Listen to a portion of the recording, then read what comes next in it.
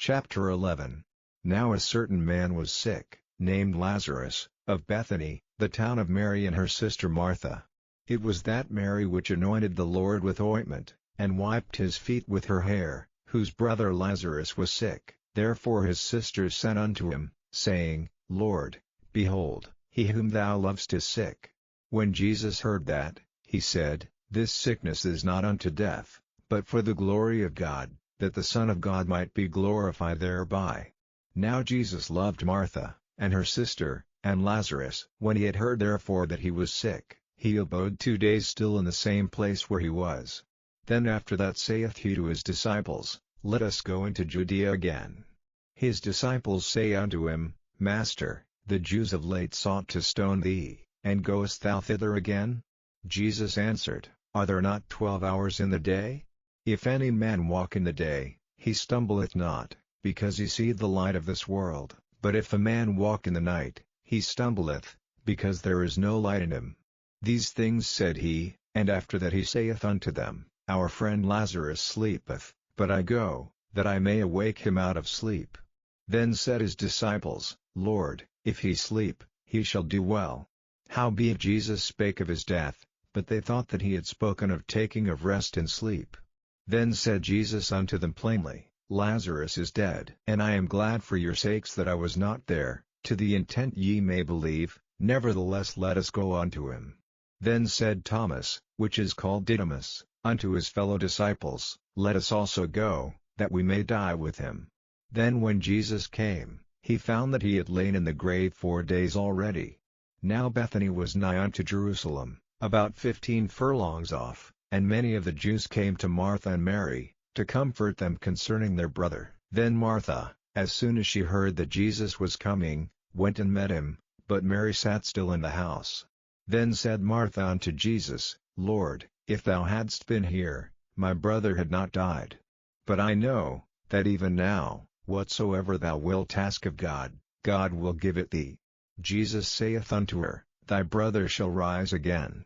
Martha saith unto him, I know that he shall rise again in the resurrection at the last day. Jesus said unto her, I am the resurrection, and the life. He that believeth in me, though he were dead, yet shall he live, and whosoever liveth and believeth in me shall never die.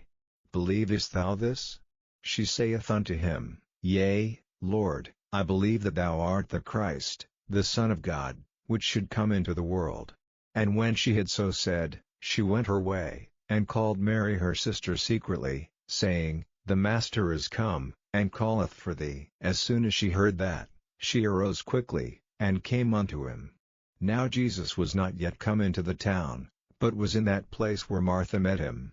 The Jews then which were with her in the house, and comforted her, when they saw Mary, that she rose up hastily and went out, followed her, saying, She goeth unto the grave to weep there.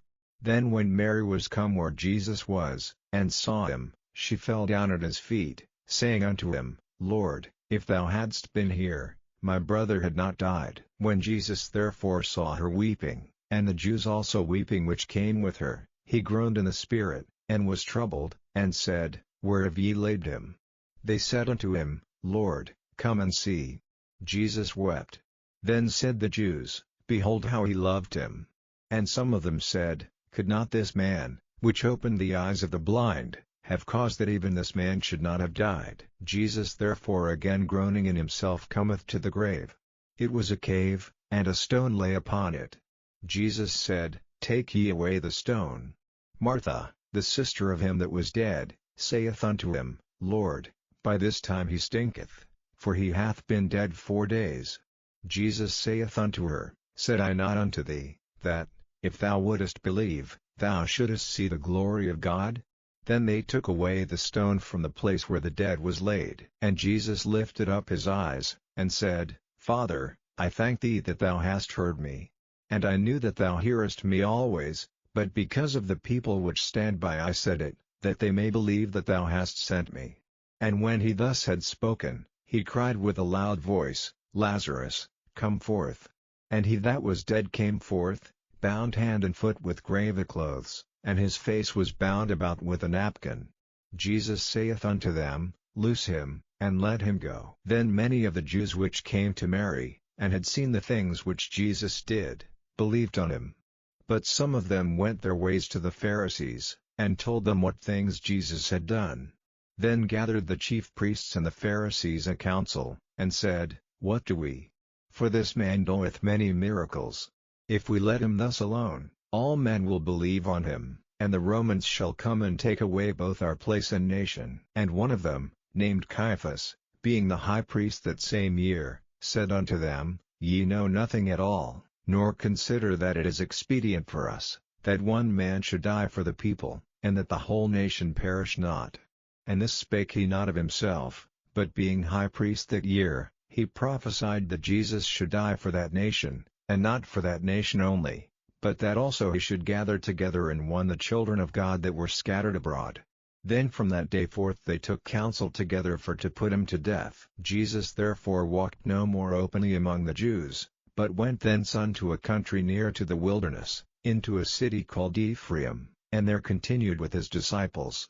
And the Jews' Passover was nigh at hand, and many went out of the country up to Jerusalem before the Passover, to purify themselves. Then sought they for Jesus, and spake among themselves, as they stood in the temple, What think ye, that he will not come to the feast? Now both the chief priests and the Pharisees had given a commandment, that, if any man knew where he were, he should show it, that they might take him.